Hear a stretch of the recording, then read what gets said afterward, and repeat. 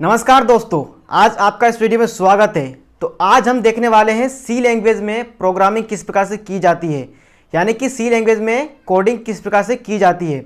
ये वीडियो बिल्कुल बिगिनर्स वाले के लिए है, या जो जिसको पता नहीं होता है कि कोडिंग किस प्रकार से की जाती है, प्रोग्राम क्या होती है, किस प्रकार से की जाती है, तो उनके लिए ये वीडियो बनाया गया है। तो यदि आप भी एक बिगिनर्स है तो इस वीडियो को देखिए लास्ट तक और कोडिंग के बारे में सुनिए और सीखिए, क्योंकि मैं यहाँ पर थ्योरी कम बताऊंगा और प्रैक्टिकल ज़्यादा बताऊंगा, क्योंकि हमारे चैनल पे कोई भी वीडियो ऐसी आती है जो थ्योरी से अलग है, यानी कि बिल्कुल प्रैक्टिकल, क्योंकि प्रैक्टिकल से अच्छे सीखते हैं हम, इसलिए हम इस वीडियो को प्रैक्टिकल में ही बताएंगे। आपको मैं शुरू में बताऊंगा किस प्रकार से करते हैं, उसका सिंटैक्स क्या होता है, उसमें कीवर्ड क्या होते हैं, फंक्शंस क्या होते हैं, और उसमें कोडिंग किस प्रकार से की जाती है, उसमें ये फॉर्मेट स्पेसिफिकेशन क्या होते हैं और डाटाबेस क्या होता है, ये सब आपको बताऊंगा मैं। और ये सब जानने के बाद हम बाद में प्रोग्राम को बनाकर भी देखेंगे और उसको रन करेंगे और उस पर आउटपुट भी लेंगे। तो वीडियो को अंत तक देखिए, क्योंकि वीडियो बहुत ही इंटरेस्टिंग होने वाली है। आपको शुरू में ऐसा लगे कि बिल्कुल बोरिंग, लेकिन आपको वीडियो छोड़ के जानी नहीं है, क्योंकि आपको सीखना है। सीखोगे तभी आगे बढ़ पाओगे। यदि इस वीडियो को देख लिया तो आपको सी लैंग्वेज में फर्स्ट प्रोग्राम बनाना बिल्कुल आ जाएगा। तो चलिए करते हैं शुरुआत। मैं हूं आपका दोस्त दिनेश बारेला और आप देखें टेक्निकल बारेला। चलिए चलते हैं कंप्यूटर में। तो फ्रेंड्स, ये है हमारा सेंटेक्स। सेंटेक्स हमारा एक फॉर्मूला होता है लिखने का। आप समझ सकते हैं जिस प्रकार से हम मैथ में कोई सवाल करते हैं, यानी कोई प्रश्न हम हल करते हैं किसी फॉर्मूले के माध्यम से, तो उसी प्रकार भी हम यहाँ पर भी जब हम प्रोग्राम लिखते हैं तो उसके लिए एक सेंटेक्स होना ज़रूरी है, यानी कि एक तरीका होना चाहिए, एक तरीका होना ज़रूरी है, ताकि हमारा जो प्रोग्राम है उसमें किसी प्रकार की दिक्कत ना आए। यदि हम इस सेंटेंस का उपयोग नहीं करेंगे तो हमें प्रोग्राम में बहुत ही ज़्यादा एरर क्या फेस करना पड़ेगा। इसलिए हमें जो भी लिखना होता है वो इसके अनुसार ही लिखना होता है। तो जिसमें सबसे पहले आते हैं हमारी हेडर फाइल्स। ये प्री प्रोसेसर होते हैं जो हमें फंक्शंस और कीवर्ड को कॉल करने में मदद करते हैं। वो किस प्रकार कि हमें जब फंक्शन और कीवर्ड जब हम यूज़ करते हैं तो उनको लिए कोडिंग करनी पड़ती है। तो जो कोडिंग हमारी यहाँ पर नहीं की जाती है, वो हमारी कोडिंग लाइब्रेरी में पहले से ही कोडिंग कर दी गई है, और उस कोडिंग को यहाँ पर कॉल करने के लिए, बुलाने के लिए, यानी कि यहाँ पर यूज़ करने के लिए हम इस हेडर फाइल्स का उपयोग करते हैं। फिर आता है हमारा मेन फंक्शन। ये मेन फंक्शन हमारा वो फंक्शन है जिसके अंदर ही कोडिंग की जाती है, यानी कि इस मेन फंक्शन के भीतर ही इस कर्ली ब्रैकेट से लेकर इस कर्ली ब्रैकेट तक हम पूरा कोडिंग यहीं पे करते हैं, यानी कि पूरा प्रोग्राम हम यहीं पे लिखते हैं। हमें कुछ भी लिखना हो हम यहीं पे लिखते हैं, जैसे कि डाटा डिक्लेरेशन और प्रिंटफ फंक्शन सब यहाँ पे हम शो करते हैं, यानी कि हम यहीं पे सब लिखते हैं इस कर्ली ब्रैकेट के अंदर से इस कर्ली ब्रैकेट तक, यानी कि इससे बाहर हम नहीं लिख सकते। तो अभी हम जब लाइव दिखाएंगे तो आप बिल्कुल समझ जाएंगे, घबराने की कोई ज़रूरत नहीं है। बिल्कुल आप देखिए शांति के साथ, यानी कि बिल्कुल धैर्य के साथ देखते रहिए और सीखिए इसको। तो आगे हम बात करते हैं। चलिए, तो आपने ये समझ लिया होगा कि ये सेंटेक्स है, यानी कि एक सूत्र है, एक फॉर्मूला है जिसके जरिए हम पूरा प्रोग्राम डेवलप करेंगे। तो फ्रेंड्स, ये था हमारा सेंटेक्स। अब बात करते हैं हम कीवर्ड और फंक्शंस के बारे में। तो चलिए देखते हैं। तो फ्रेंड्स, अब देखते हैं हम फंक्शंस और कीवर्ड के बारे में। तो यहाँ पे मैंने कुछ फंक्शंस लिखे हैं, यानी कि इस एक को छोड़कर, या पूरे ये यहाँ से लेकर 2 से लेकर 6 तक पूरे फंक्शंस हैं, यानी कि ये एक प्रीडिफाइंड फंक्शंस होते हैं, यानी कि पहले से ही जो हेडर फाइल में लाइब्रेरी में सेट कर दिए गए हैं। सबसे पहले आता है हमारा मेन फंक्शन। जो भी हम लिखते हैं, जो भी प्रोग्राम करते हैं, हम वो मेन फंक्शंस की बॉडी में ही लिखते हैं। फिर आता है हमारा क्लियर स्क्रीन, यानी कि जो लिखा है आपको यहाँ पे CLRSCR, तो ये हमारा क्या करता है, जब हम आउटपुट लेते हैं तब वहाँ पर हम जब पहली बार आउटपुट लेंगे तब तो हमें क्लियर स्क्रीन मिलेगी ही, लेकिन जब हम दूसरी बार जब फिर रन करेंगे तो वो पहला वाला भी हमें दिखाई देगा। तो वो पहले वाला हमको ना ही दिखाई दे, वो जो हमने नया वाला जो हमने अभी अभी रन किया है बस वही दिखाई दे, तो उसके लिए हम उपयोग करते हैं क्लियर स्क्रीन का, यानी कि ये पहली स्क्रीन को बिल्कुल मिटा देती है। फिर बात आती है प्रिंट एफ की। तो प्रिंट एफ यानी कि नाम से समझ में आ रहा है, प्रिंट एफ यानी कि प्रिंट फंक्शन, यानी कि जो हमें आउटपुट के रूप में प्रिंट कराया, यानी कि डिस्प्ले पे प्रिंट कराए, आउटपुट स्क्रीन पे प्रिंट कराए, इन्फॉर्मेशन को प्रिंट करवाए। जो भी हम लिखते हैं, जो भी हम चाहते हैं उसको स्क्रीन पर प्रिंट करवाने के लिए हम प्रिंट एफ फंक्शंस का उपयोग करते हैं। फिर आता है हमारा स्कैन एफ। ये फंक्शन हमारे जो हम लिखते हैं, जो कोड हम लिखते हैं उसको स्कैन करने के लिए, यानी कि उसको कंप्यूटर को मतलब कि पूरा ऊपर से लेकर नीचे तक पूरा स्कैन करता है ये। यानी कि हमें क्या चाहिए, हम जो काम करना चाह रहे हैं उसको स्कैन करने के लिए हम इसका उपयोग करते हैं। ये कभी कभी आउटपुट के रूप में यानी कि स्क्रीन पर प्रिंट भी करा सकता है। ये मतलब स्कैन भी करता है और प्रिंट भी करा सकता है। फिर आता है हमारा गेट सी एच। ये मतलब इसका मतलब होता है गेट कैरेक्टर, यानी कि एक कैरेक्टर लेना। जब हम रन करते हैं प्रोग्राम को और फिर आउटपुट स्क्रीन को देखने के लिए हम जब तक उसको अच्छे से मतलब देख नहीं पाएंगे तब तक हम समझ नहीं पाएंगे हमने किया क्या है। तो जब हम प्रोग्राम रन करते हैं और हम जब गेट सी एच का उपयोग नहीं करते हैं तो वो स्क्रीन मतलब रन तो होगी लेकिन हमें दिखाई नहीं देगी, क्योंकि वो कुछ ही पल के लिए होगी और फिर अपने आप वो फिर से हम प्रोग्राम में आ जाएंगे। तो उस स्क्रीन को यानी कि जब तक कीवर्ड हम नहीं देंगे तब तक वो वहाँ पर बिल्कुल होल्ड रहे, इसके लिए हम गेट सी एच का उपयोग करते हैं। यानी कि जब तक हम अपने कीबोर्ड से एक कैरेक्टर प्रेस नहीं करेंगे तब तक वो स्क्रीन नहीं जाएगी। ये आपको मैं आगे प्रोग्राम में जब हम करेंगे प्रोग्राम तो उसमें अच्छे से बताऊंगा, टेंशन मत लीजिए, कोई बात नहीं है। आपको समझ में नहीं आ रहा था कोई बात नहीं है, लेकिन आपको अंत तक पूरी प्रोग्रामिंग की जो स्किल है वो पूरा आपको समझ में आ जाएगी। ये हमारे फंक्शंस के बारे में। अब बात करते हैं हम कीवर्ड के बारे में। तो मैं कीवर्ड यहाँ पे कुछ लिख रहा हूँ अभी।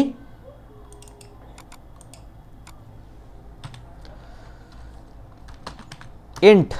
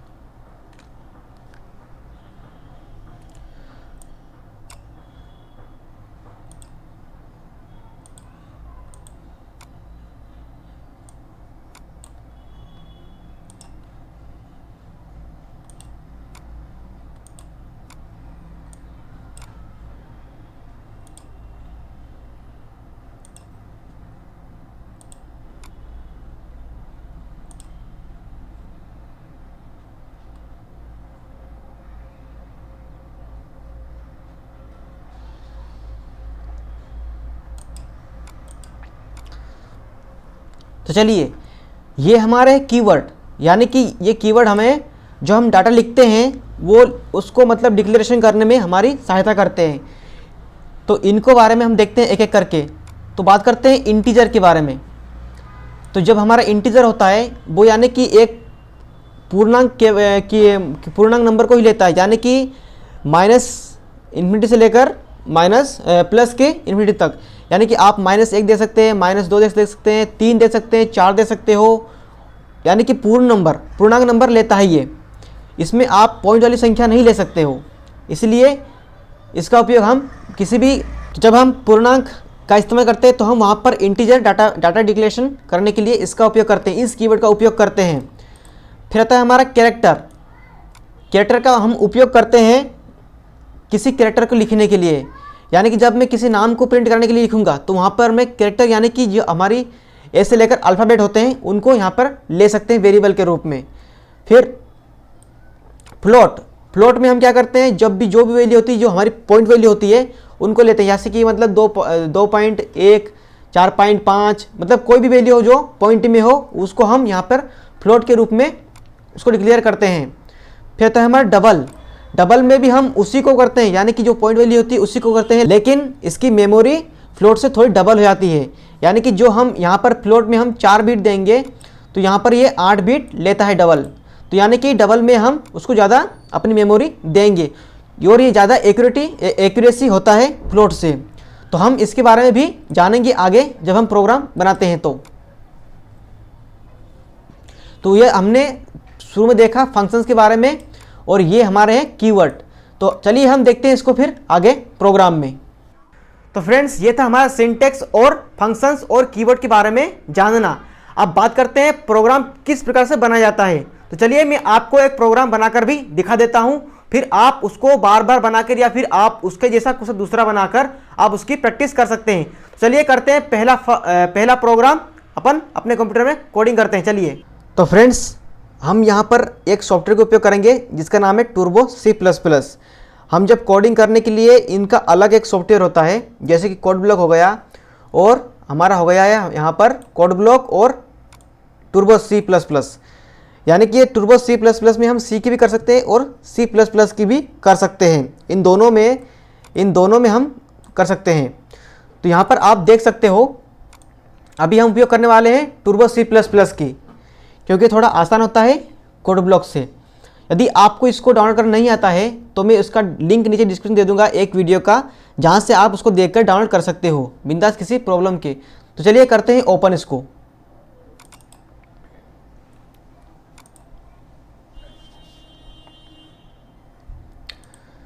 तो जैसे मैंने ओपन किया तो यहाँ पर मेरे पहले से ही एक बना प्रोग्राम आ गया है। आप जब नए होंगे तो आपके सामने नहीं आएगा, कोई दिक्कत नहीं है। आप यहाँ से एक नई फाइल लेकर यहाँ से आप काम कर सकते हो और फिर आप यहाँ से इसको मतलब बड़ा भी कर सकते हो, स्क्रीन अपनी स्क्रीन फुल भी कर सकते हो, कम या ज़्यादा आप यहाँ से कर सकते हो। तो सबसे पहले हमें लिखना है अपने सेंटेंस के अनुसार। तो आप एक बार अपने सेंटेंस को देख लीजिए, या अभी स्क्रीन में दिखा रहा हूँ मैं इसको। तो इस प्रकार से आपको लिखना है, जो भी लिखना है आपको यहाँ पे इसी के अनुसार लिखते हैं। इसको हम थोड़ा साइड में अटैच कर लेंगे ताकि यहाँ पर हम लिख सके उसको। तो सबसे पहले हमारी है सिंटेक्स में देखिए हेडर फाइल्स। तो हेडर फाइल्स के लिए हम क्या करेंगे, ये लिख देंगे include hash include less than studio dot H less than या मोर देन, यानी कि अपने ये क्लोज हो जाएगा। और फिर इंक्लूड और conio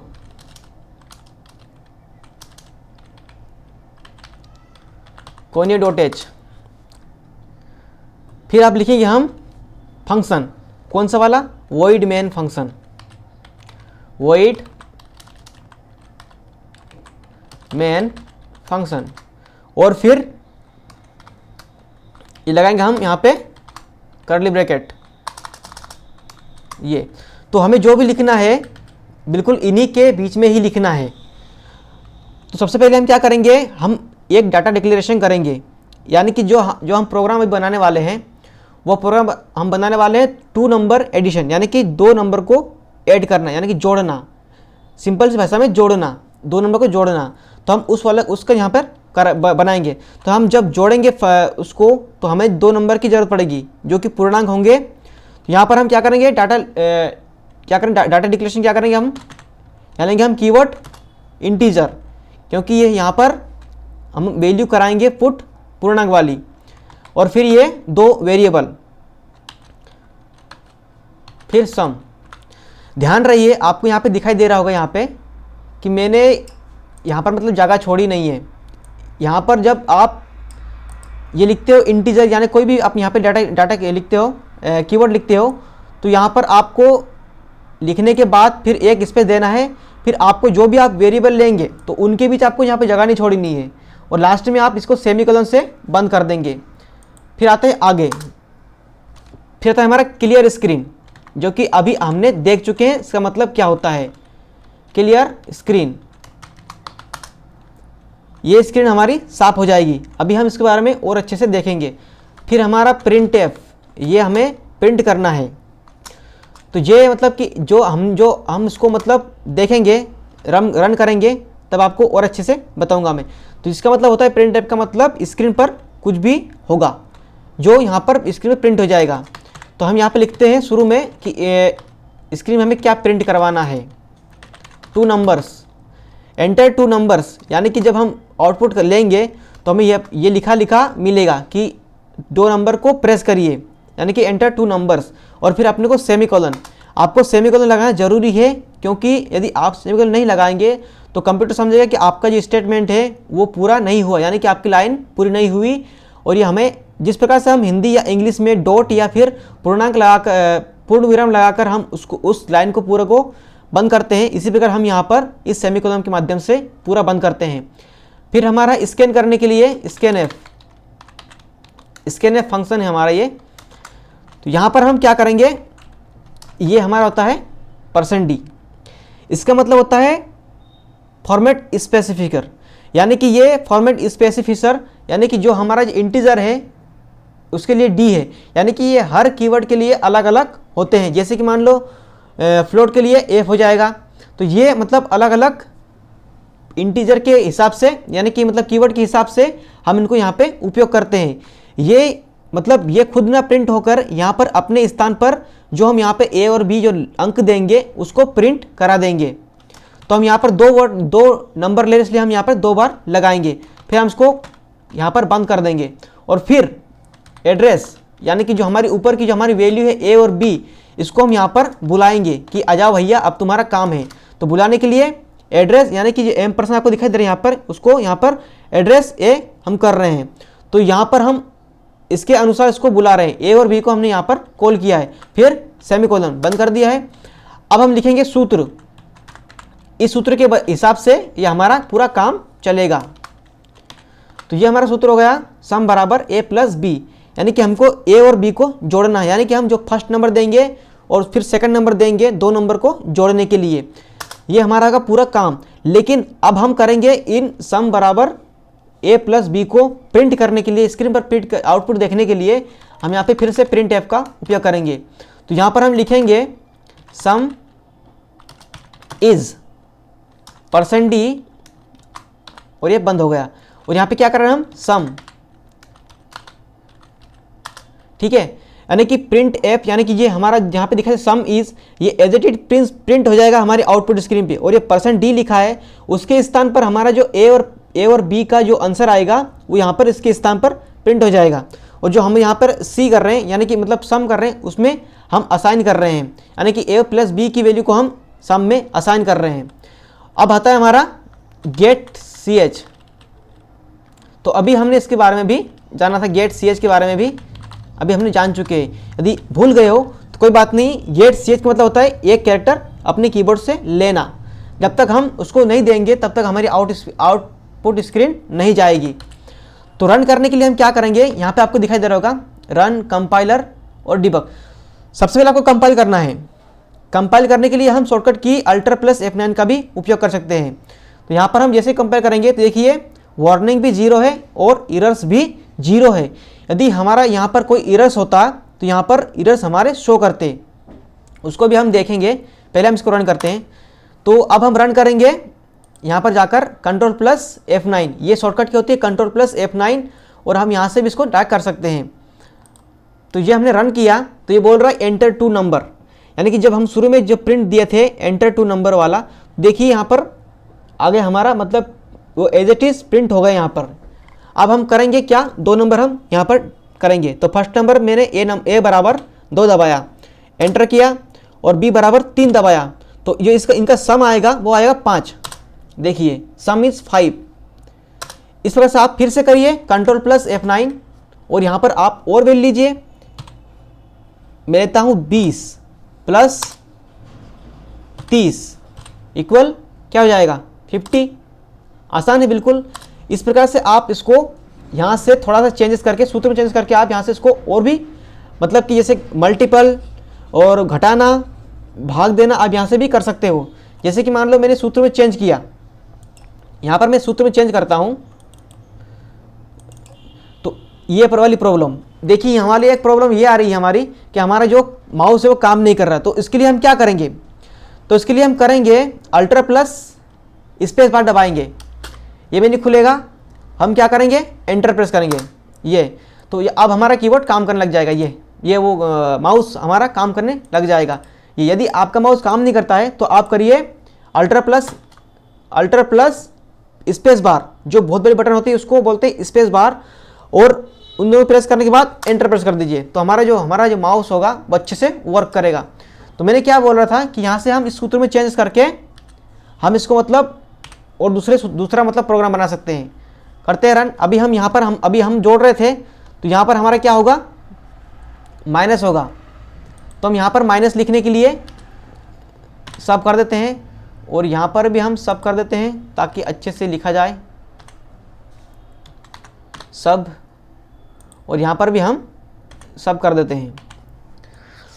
control plus F9, enter to number 5, A बराबर 5, एंटर, B बराबर 2 इक्वल 3, यानी कि ये 5 में से 2 गए तो 3 बचे। इसी प्रकार से आप और भी कर सकते हैं। यहाँ पर आप इस सूत्र को यहाँ पर सूत्र में आप बस इस चिन्ह को चेंज करिए और आप अपने अनुसार उसको बना सकते हो। तो ये वाला हमारा जो प्रोग्राम है वो 4 तरह से काम कर रहा है। सबसे पहला हमारा है जोड़ने का, और फिर हमारा घटाने का है, फिर गुणा करने का, और फिर भाग देने का। ये प्रोग्राम हम उसी प्रकार से हम इस्तेमाल भी कर सकते हो। जिस प्रकार से हम एप्लीकेशन का उपयोग करते हैं, कैलकुलेटर का उपयोग करते हैं, तो वो भी मतलब इसी प्रकार से बनाए जाते हैं।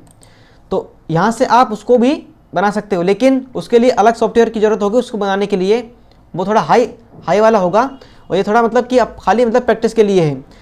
तो ये वाला प्रोग्राम आपको अच्छे समझ में आ गया होगा। सबसे पहले ये हेडर फाइल्स, फिर ये फंक्शंस, फिर ये डाटा डिक्लेरेशन, और फिर ये वेरिएबल लिखना होगा, यानी कि कोडिंग करनी होगी हमारे printf, scanf और getc। तो फ्रेंड्स, ये हमने सीख लिया सी लैंग्वेज में प्रोग्राम किस प्रकार से बनाया जाता है।